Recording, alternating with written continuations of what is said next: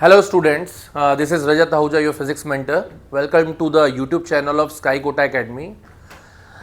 जैसा कि आपको याद होगा लास्ट क्लास में हम लोगों ने सिलेबस डिस्कस किया था फिजिक्स का पूरा चैप्टर 1 से लेके 14 तक हम लोगों ने पूरा थ्रू आउट डिस्कस किया था। साथ में हम लोगों ने ये देखा था कि किस चैप्टर का कितना वेटेज है।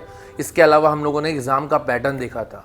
तो आज हम स्टार्ट करने वाले हैं पहला चैप्टर। तो चैप्टर 1 का नाम आपको याद होगा, तो फिर भी मैं आपको बता देता हूँ चैप्टर 1 जो हम लोग स्टार्ट करने वाले हैं वो क्या है।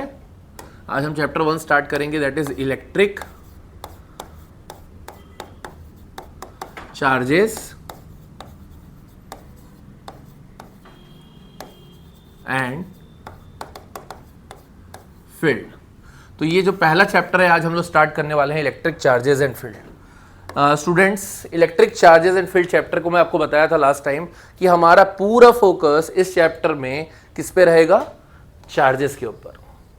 तो आज हम लोग चार्जेस की हिस्ट्री देखेंगे कि एक्चुअल में चार्ज कहाँ से स्टार्ट हुआ, इसका इंसेप्शन कहाँ से हुआ, हम इसके बारे में बात करेंगे। तो सबसे पहले हम समझते हैं हिस्ट्री ऑफ चार्जेस के बारे में या हिस्ट्री ऑफ इलेक्ट्रिसिटी। तो इसकी हिस्ट्री की अगर हम बात करें तो इसकी हिस्ट्री कैसे स्टार्ट होती है, तो ये एक टाइम की बात है, अराउंड 1100 BC की बात है। वहां पे ट्री का जो एम्बर रहता है, वो एम्बर जब पेड़ से नीचे गिरा, I am talking about trunk और एम्बर जो है वो जब पेड़ से नीचे गिरा, तो नीचे गिरने के बाद क्या हुआ, ग्राउंड में गिरने के टाइम उसकी रबिंग हुई।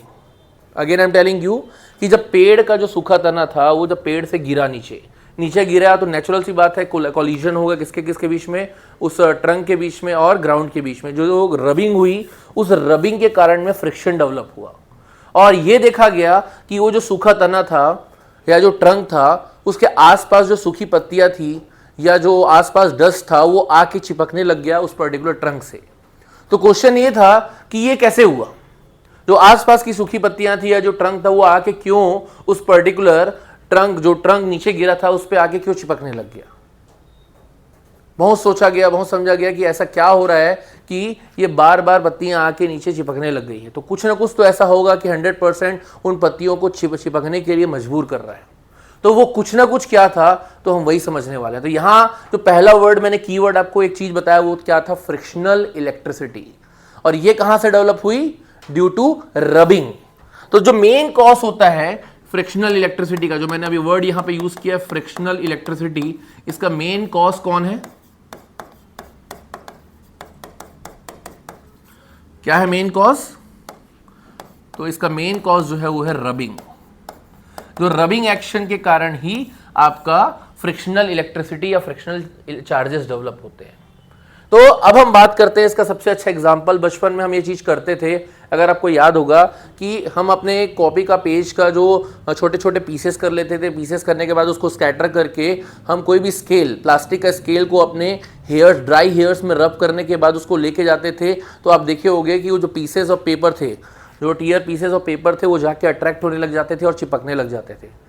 कभी आपने सोचा इस बारे में, चलो आप तो एंजॉय करते थे कि हाँ वो चिपक रहा है आके, कभी आपने इस बारे में सोचा है कि क्यों वो पीस ऑफ पेपर, जो small tear pieces of paper थे, वो क्यों चिपक रहे हैं। तो ये भी कहीं ना कहीं कंसेप्ट किसका है, आपका फ्रिक्शनल इलेक्ट्रिसिटी का। एक एग्जांपल मैं आपको और देता हूं। कभी आप देखना कि प्रिंटर से जब प्रिंट होके पेज निकलता है, तो लाइन से अगर आप बल्क प्रिंटिंग देंगे तो एक पेज के बाद दूसरा पेज के बाद तीसरा पेज प्रिंट होते आता है। तो जब आप एक पेज को अलग निकालने की कोशिश करोगे तो आप देखना एक पेज दूसरे पेज से स्लाइटली चिपका होता है। तो क्वेश्चन आता है क्यों, क्योंकि वो भी रबिंग के कारण एक दूसरे से अट्रैक्ट हो रहा होता है। तो यहां पर भी कंसेप्ट किसका आता है, फ्रिक्शनल इलेक्ट्रिसिटी का। इसके अलावा कभी आपने देखा होगा कि आप अचानक से कभी कभी किसी दरवाजे को टच करते हो या कोई स्पॉट को टच करते हो तो आपको एकदम माइल्ड सा शॉक लगता है। तो वो शॉक क्यों लगता है, क्योंकि 100% वहां पे रबिंग हुई होगी, वहां पे स्टैटिक चार्जेस डेवलप हो गए होंगे, जिसके कारण से आपको माइल्ड शॉक लगता है। तो क्वेश्चन ये है कि ऐसा क्या हुआ होगा उस एम्बर के साथ। वापस से आते हैं उस एम्बर में, एम्बर के साथ क्या हुआ था, रबिंग हुई थी। और आपको मैं बता देता हूं कि ये जो एम्बर था, जब वो नीचे गिरा था, तो इस एम्बर का ही ग्रीक नेम होता है electron. What is electron here, it is the Greek name of the amber. और इसी इलेक्ट्रॉन वर्ड से ही हमारी वर्ड जो निकला है वो है इलेक्ट्रिसिटी। थोड़ा ध्यान देना, यहाँ पे इलेक्ट्रॉन में के है, ठीक है। तो ये इलेक्ट्रॉन जो वर्ड था ग्रीक नेम था एम्बर का, और इसी इलेक्ट्रॉन वर्ड, क्योंकि ये एम्बर पहली बार गिरा था जिसके कारण आसपास की सूखी पत्ती अट्रैक्ट हुई थी, तो यहाँ से ये वर्ड निकला था इलेक्ट्रिसिटी। तो आपको समझ आ गया कि इसकी हिस्ट्री भी कहीं ना कहीं ग्रीक हिस्ट्री है, ठीक है। अब क्वेश्चन ये आता है कि ऐसा क्या डेवलप हुआ एम्बर में कि आसपास की सूखी पत्तियां डेवलप हुई। तो वो जो कुछ ना कुछ था जिसके बारे में हम इतना फोकस कर रहे हैं वो क्या था, वो था चार्ज। तो वो क्या डेवलप हुआ था उस पर्टिकुलर एम्बर में, चार्ज डेवलप हुआ था। वो क्या डेवलप हुआ था जब हम लोगों ने रब किया था स्केल को, चार्ज डेवलप हुआ था। वो पेजेस के बीच में क्या डेवलप हुआ था, चार्ज डेवलप हुआ था। तो इतना मैं चार्ज चार्ज चार्ज चार्ज बोल रहा हूं, बट चार्ज है क्या, किस बला का नाम है चार्ज, तो हम अब समझेंगे कि ये चार्ज एक्चुअल में है क्या। तो हम आगे देखते हैं चार्जेस के बारे में डिटेल, कि एक चार्ज को हम डिफाइन कैसे कर सकते हैं। तो let's go to define the electric charges. तो अगला जो हमारा टॉपिक है वो यही है कि what is electric charge, how we can define an electric charge. तो इलेक्ट्रिक चार्ज को हम स्मॉल क्यू सिंबल से या कैपिटल क्यू सिंबल से भी क्या करते हैं, रिप्रेजेंट करते हैं, ये आपको पता होना चाहिए। तो अभी हम लोग क्या करने वाले हैं, हम लिखने वाले हैं इलेक्ट्रिक चार्ज का डेफिनेशन, कि इलेक्ट्रिक चार्ज एक्चुअल में हम डिफाइन कैसे कर सकते हैं। इससे पहले कि मैं इलेक्ट्रिक चार्ज डिफाइन करूं, मैं आपसे क्लास 11 का पढ़ा हुआ कंसेप्ट चैप्टर ग्रेविटेशन की बात करता हूं। चैप्टर ग्रेविटेशन में आपने ये वर्ड बहुत पॉपुलरली सुना होगा, जनरल वर्ड है जो आप लोग यूनिट्स एंड मेजरमेंट में देखेंगे, बहुत ही बेसिक फंडामेंटल क्वांटिटी है, मास। तो अगर मैं आपसे पूछूं how you can define a mass, क्या आप डिफाइन कर सकते हैं what is the definition of a mass. तो रिकॉल कीजिए ग्रेविटेशन का कंसेप्ट। आपको यह पता है कि दुनिया में कोई भी दो बॉडी एक दूसरे से अट्रैक्ट होती है, ये तो आपको पता है कि यूनिवर्सल लॉ ऑफ ग्रेविटेशन क्या बोलता है कि every body in the universe attract each other body with a force which is directly proportional to the product of the masses and inversely proportional to the square of distance between them। ठीक है, अभी हम इस law के बारे में बात नहीं करते, बट इतना तो समझ आ गया कि दो बॉडी आपस में अट्रैक्ट करती है। मेरा क्वेश्चन ये है कि वो क्यों अट्रैक्ट करती है, दो बॉडी के बीच में लगने वाला ग्रेविटेशनल फोर्स क्यों लग रहा है, उस ग्रेविटेशनल फोर्स का कॉज क्या है। मैं क्या बता रहा हूं, ये जो ग्रेविटेशनल फोर्स लग रहा था किसी भी दो बॉडी में, वो एक इनहेरेंट प्रॉपर्टी के कारण लग रहा था जो कि हर एक बॉडी में होती है, वो है मास। अगर मेरे पास मास है, आपके पास मास है, किसी भी बॉडी के पास मास है, तो 100% हमारे और आपके बीच, हमारे और उस बॉडी के बीच में ग्रेविटेशनल फोर्स लगेगा।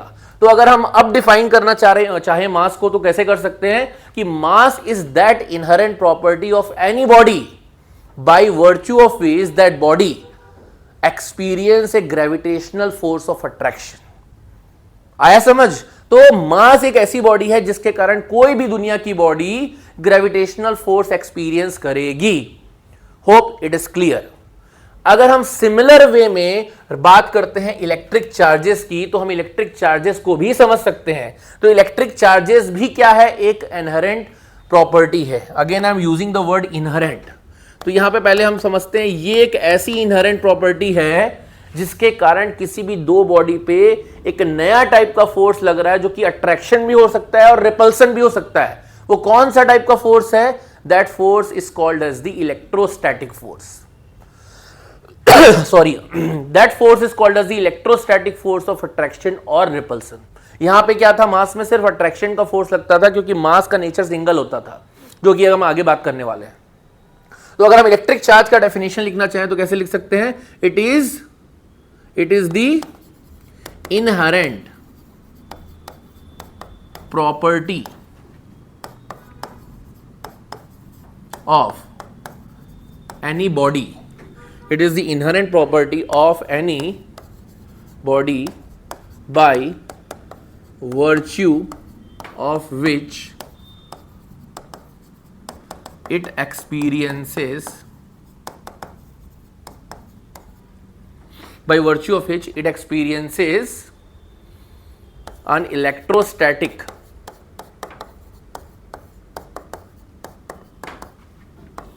force of attraction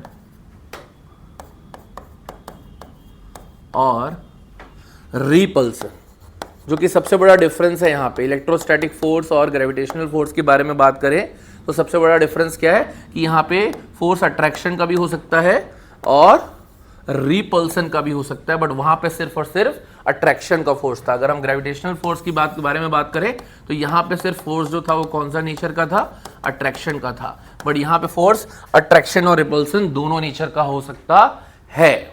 साथ में नेचुरल सी बात है कि इलेक्ट्रिक चार्ज एक फिजिकल क्वांटिटी है, मास भी एक फिजिकल क्वांटिटी है, और आप सबको पता है कि मास की जो मेजरिंग यूनिट क्या होती है, तो आपको पता है कि मास की मेजरिंग यूनिट होती है, ऐसा यूनिट होती है, वो होती है किलोग्राम, दैट इज kg।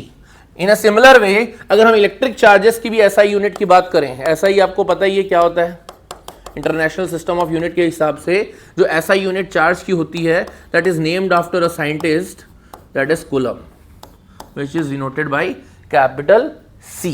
तो ये आपको पता होना चाहिए चार्ज की यूनिट क्या होती है, ठीक है, दैट इज कूलम या कैपिटल C। मेरे ख्याल से क्लियर है।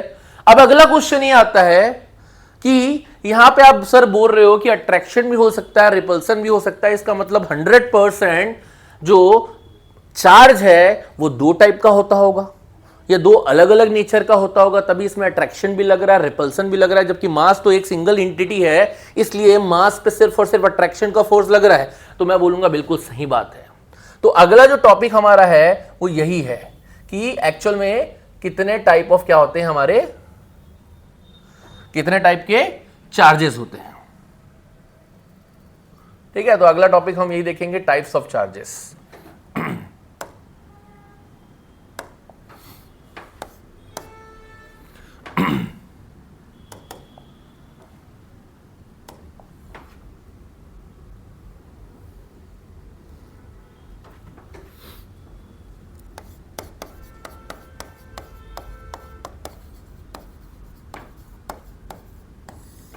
तो सबसे पहले हम समझते हैं कितने टाइप्स ऑफ चार्ज होते हैं। तो दो टाइप के चार्ज होते हैं। सबसे पहला जो चार्ज होता है वो होता है पॉजिटिव चार्ज, और सेकेंड टाइप का चार्ज होता है उसको हम लोग बोलते हैं निगेटिव चार्ज। अब मेरा अगला क्वेश्चन आता है कौन सा चार्ज हम पॉजिटिव बोलेंगे और कौन सा चार्ज हम निगेटिव बोलेंगे, ये हमको समझना है। तो मान लेते हैं ये दो बॉडी है, ये बॉडी 1 है, थोड़ा समझने की कोशिश करना, this is body 1, this is body 2। Initially ये दो बॉडी आपस में कांटेक्ट में नहीं थे, इनके बीच में कोई रबिंग नहीं हुई, बट जैसे ही इन दो बॉडीज के बीच में क्या हुई, रबिंग हुई। अगर मैं बात करूं इन दो बॉडीज के बीच में क्या हुआ, इन दो बॉडी के बीच में रबिंग हुई, तो रबिंग के कारण क्या होगा, 100% दोनों बॉडी आफ्टर रबिंग दोनों में चार्जेस डेवलप हो जाएंगे। बट क्वेश्चन अगेन मेरा यही आ रहा है कि आपको कैसे पता चलेगा कौन सी बॉडी कैसे चार्ज हो रही है, और दोनों चार्ज होंगी ये श्योर है, बिल्कुल श्योर है। तो आप याद रखना चार्जिंग का जो बेस कंसेप्ट क्या बोलता है कि 100% जब एक बॉडी दूसरे बॉडी साथ रब करती है तो एक बॉडी से इलेक्ट्रॉन निकल के दूसरे बॉडी पे जाता है। अगेन मैं आ रहा हूं क्यों, क्योंकि कोई भी बॉडी अगर आप वर्ल्ड में देखें, हर एक बॉडी किससे बनी होती है, एटम से मिलके, और एटम्स के अंदर में न्यूक्लियस होता है और न्यूक्लियस के अराउंड में इलेक्ट्रॉन्स होते हैं। क्या न्यूक्लियस शेयर हो सकता है, नहीं। अगर न्यूक्लियस शेयर नहीं हो सकता इसका मतलब आपका प्रोटॉन या न्यूट्रॉन भी शेयर नहीं हो सकते। तो शेयर सिर्फ कौन होता है, जो वैलेंस शेल के इलेक्ट्रॉन्स हैं वही होते हैं। इसका मतलब यह है कि जब मैं रबिंग करूंगा तो रबिंग के कारण इलेक्ट्रॉन एक बॉडी से दूसरे बॉडी पे चले जाएंगे। तो याद रखना जो बॉडी इलेक्ट्रॉन को क्या करेगी, गेन करेगी, लॉजिक समझना, जो बॉडी इलेक्ट्रॉन को गेन करेगी वो बन जाएगी कौन सी चार्ज, निगेटिवली चार्ज, और जो बॉडी लूज करेगी उसको बोलेंगे हम लोग पॉजिटिवली चार्ज। मतलब आफ्टर रबिंग ये बॉडी कुछ ऐसे दिखने वाली है।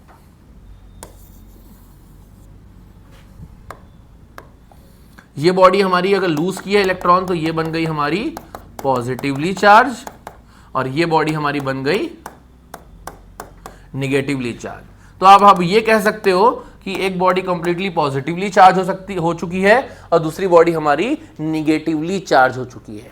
तो the one who loses electron, ये वर्ड आप कीवर्ड याद रखना, the one who lose electron, by losing electron that body will become positively charge, और the one who gains electron, by gaining electron that body will become negatively charge. Hopefully it's clear.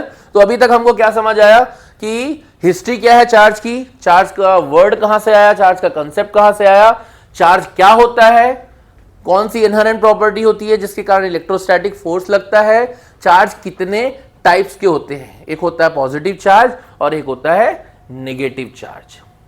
अभी मैंने आपको एक और word बोला था कि charges ripple करते हैं और अट्रैक्ट करते हैं, बट हमको कैसे पता चलेगा कि कौन से चार्जेस अट्रैक्ट करते हैं और कौन से चार्जेस रिपल करते हैं? तो इसके लिए एक एक्सपेरिमेंट किया गया और उस एक्सपेरिमेंट का नाम था बॉल एक्सपेरिमेंट। वैसे तो 2 एक्सपेरिमेंट किए गए, बट मैं आपको जो बता रहा हूं वो है बॉल एक्सपेरिमेंट। तो ये क्या था बॉल एक्सपेरिमेंट, हम थोड़ा सा इसके बारे में बात करने वाले हैं। तो इससे पहले हम बात करें बॉल एक्सपेरिमेंट के बारे में, एक चीज समझ लेते हैं। मान लेते हैं ये एक रॉड है, ये कौन सी रॉड है, ये ग्लास की रॉड है, ठीक है। और इस ग्लास की रॉड को मैं किसके पास लेके जाता हूं, सिल्क क्लॉथ के पास में। ये सब स्टैंडर्ड किया गया है और आजमाया गया है, उसके रिजल्ट्स हैं। तो ये ग्लास रॉड है, ये सिल्क क्लॉथ है। ऑन दी अदर हैंड मैं एक और ले लेता हूं, चलो मैं काम करता हूं, उसको अदर कलर से करता हूं ताकि आपको कंफ्यूजन नहीं होगा।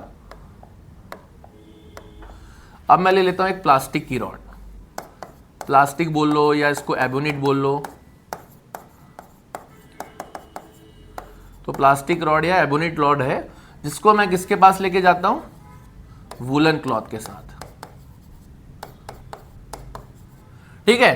तो ये क्या है, बिफोर रबिंग की बात है। मैंने एक ग्लास रॉड को क्या किया, सिल्क क्लॉथ के पास लेके गया, और एक प्लास्टिक रॉड को मैं किसके पास लेके गया, वूलन क्लॉथ के पास लेके गया। तो ये ऑब्जर्व किया गया, जो ग्लास रॉड थी सिल्क क्लॉथ के साथ रब होने के बाद, ये जो ग्लास रॉड थी, देखो हमको सिल्क क्लॉथ से अभी कुछ नहीं करना है, हमको सिर्फ करना है ग्लास रॉड से। तो ये ऑब्जर्व किया गया कि ये ग्लास रॉड थी, ये क्या बन गई, पॉजिटिवली चार्ज। तो 100% ग्लास रॉड क्या की होगी, इलेक्ट्रॉन लूज की होगी, और सिल्क क्लॉथ इलेक्ट्रॉन गेन किया होगा, तभी जो ग्लास रॉड थी वो क्या बन गई, पॉजिटिवली चार्ज बन गई। और यहां पे अगर हम बात करें एबोनेट रॉड की, एबोनेट रॉड या प्लास्टिक रॉड की, तो ये बन गई निगेटिवली चार्ज। इसका मतलब 100% वूलन क्लॉथ से इलेक्ट्रॉन निकल के कहां आ गए होंगे, प्लास्टिक रॉड में आगे होंगे, और ये निगेटिवली चार्ज बन गया होगा। तो हमको ये तो क्लियर हो गया कि ग्लास रॉड क्या होती है, पॉजिटिवली चार्ज होती है after rubbing with the silk cloth, और प्लास्टिक रॉड या एबोनेट रॉड जो होती है वो वूलन क्लॉथ से रब होने के बाद निगेटिवली चार्ज बन जाती है। अभी हम क्या परफॉर्म करने वाले थे, बॉल एक्सपेरिमेंट। तो बॉल एक्सपेरिमेंट को एक बार समझते हैं कि क्या होने वाला है इसमें। इसमें मैंने क्या किया, यहां पे एक हैंगर टाइप का ले लिया, और उस हैंगर से 2 बॉल्स को मैंने ऐसे हैंग कर दिया। अब 2 बॉल्स को हैंग करने के बाद मैं क्या किया, एक बॉल के पास, फर्स्ट वाली बॉल के पास मैं ग्लास रॉड को लेके गया, और दूसरी वाली बॉल के पास भी ग्लास रॉड को लेके गया, और दोनों को टच किया। एक्चुअली टच कर रहा हूं मैं, ग्लास रॉड को टच किया, पहली वाली ग्लास रॉड को दूसरी बॉल से टच किया, फिर इसको भी टच किया। तो ग्लास रॉड जब टच होगी बॉल से, तो वो अपना पॉजिटिव चार्ज जो है, वो चार्ज जो फ्लो होने लग जाएगा किस पे, बॉल्स पे। तो ये वाली जो बॉल है ये भी पॉजिटिवली चार्ज हो गई, ये वाली बॉल है ये भी पॉजिटिवली चार्ज हो गई, और ये देखा गया कि ये दोनों पॉजिटिवली चार्ज या सेम चार्ज जो बॉल्स थी, ये एक दूसरे को क्या करने लग गई, रिपल करने लग गई, ठीक है। तो मैंने क्या किया, पहले एक ग्लास रॉड को एक बॉल से टच किया, दूसरे ग्लास रॉड को फिर बॉल से टच किया, और दोनों बॉल्स को मैंने छोड़ दिया, तो ये दोनों बॉल रिपल होने लग गई। ये एक बहुत इंपॉर्टेंट ऑब्जर्वेशन था। अब हम बात करते हैं फिर से फर्दर मैंने बॉल्स को हैंग किया, ये जो बॉल्स थी हैंग थी, ये बॉल को हैंग किया। इस बार मैंने क्या किया, इस बार मैं प्लास्टिक रॉड को जाके लेके गया और टच किया, ये वाले बॉल को भी प्लास्टिक रॉड को लेके गया और टच किया, किससे, इस पर्टिकुलर हैंगिंग बॉल से। फिर ये ऑब्जर्व हुआ कि ये जो दोनों बॉल्स थी ये कैसी चार्ज हो गई, ये वाली भी निगेटिवली चार्ज हो गई, ये वाली भी निगेटिवली चार्ज हो गई, ये भी निगेटिवली चार्ज, ये भी निगेटिवली चार्ज। और साथ में ये भी समझ आया कि ये दोनों निगेटिवली चार्ज भी या सिमिलर चार्जेस जो थे, अगेन क्या कर रहे थे, रिपल कर रहे थे। तो ध्यान से देखिए कि जब मैंने दोनों बॉल्स को ग्लास रॉड से पॉजिटिवली चार्ज रॉड से टच किया तो भी वो रिपल कर रहे थे, और दोनों बॉल्स को मैंने प्लास्टिक रॉड से या निगेटिवली चार्ज रॉड से टच किया तो भी वो रिपल कर रहे थे। मैं बोला बढ़िया है भाई। अब थर्ड केस में मैंने क्या किया, थोड़ा ध्यान दीजिएगा। इस केस में फर्दर ये 2 बॉल्स थी, एक बॉल के पास में मैं ग्लास रॉड को लेके गया और टच करवाया, और दूसरे बॉल के पास में मैं प्लास्टिक रॉड को लेके गया और टच करवाया। तो इस बार ये ऑब्जर्व हुआ कि एक रॉड तो क्या हो गई, पॉजिटिवली चार्ज हो गई, और दूसरी रॉड क्या हो गई, निगेटिवली चार्ज हो गई। तो ये जब एक पॉजिटिव हुई दूसरी निगेटिव हुई, तो ये देखा गया कि दोनों एक दूसरे की तरफ अट्रैक्ट हो रही हैं। मतलब ये रॉड भी इधर जाना चाह रही है, ये बॉल भी इधर जाना चाह रही है, ये बॉल भी इधर जाना चाह रही है, और दोनों एक दूसरे से क्या हो रही है, अट्रैक्ट हो रही है। तो ये तीनों बॉल एक्सपेरिमेंट्स के बाद कुछ कंक्लूजन निकाला गया। ये आप भी निकाल सकते हैं, इतना बेसिक सेंस तो आप भी रखते हैं कि 100% यहां से कंक्लूजन निकल के आएगा। वो कंक्लूजन हम यहां पे लिखने वाले हैं। तो वो कंक्लूजन क्या आया होगा हम वो समझते हैं। तो जो फर्स्ट कंक्लूजन निकल के आया, क्या कंक्लूजन आया कि आपको 100% यहां पे समझ आ रहा है कि there are two kinds of charges, there are two kinds of charges, that is positive and negative charge। ठीक है, there are two kinds of charges, that is positive and negative charge। it is, साथ में आप एक extra detail note कर लीजिए, it is named by American scientist Benjamin Franklin. ठीक है, तो ये पहला कंक्लूजन निकल के आया। अब हम लिखते हैं दूसरा कंक्लूजन। दूसरा कंक्लूजन ये था कि like charges, what is the meaning of like charges, positive positive. Like charges का मतलब होता है पॉजिटिव पॉजिटिव या निगेटिव निगेटिव। तो लाइक चार्जेस ये क्या कर रहे थे आपके, ripple each other, and unlike charges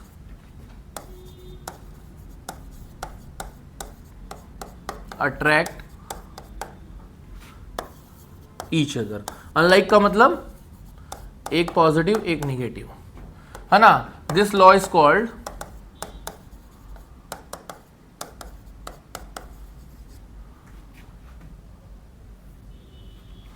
law of electrification. ठीक है, तो ये दो कंक्लूजन इस पर्टिकुलर बॉल एक्सपेरिमेंट से दिए गए। तो हमको ये तो क्लियर हो गया कि दो टाइप के चार्जेस होते हैं, पॉजिटिव चार्ज और निगेटिव चार्ज। और दूसरा हमको ये भी क्लियर हो गया कि जो लाइक चार्जेस होते हैं वो अट्रैक्ट करते हैं, लाइक चार्जेस सॉरी रिपल करते हैं, दैट इज पॉजिटिव पॉजिटिव और नेगेटिव नेगेटिव। और अनलाइक चार्जेस जैसे कि पॉजिटिव और नेगेटिव आपस में अट्रैक्ट करते हैं। होपफुली अभी तक मैंने आपको जितना बताया चार्जेस के बारे में उतना आपको समझ आया होगा। तो नेक्स्ट क्लास में हम आगे बढ़ेंगे, हम प्रॉपर्टीज ऑफ चार्जेस के बारे में डिटेल में पढ़ेंगे और हम कूलम्स लॉ भी पढ़ेंगे। तो आज के लिए इतना ही, थैंक यू।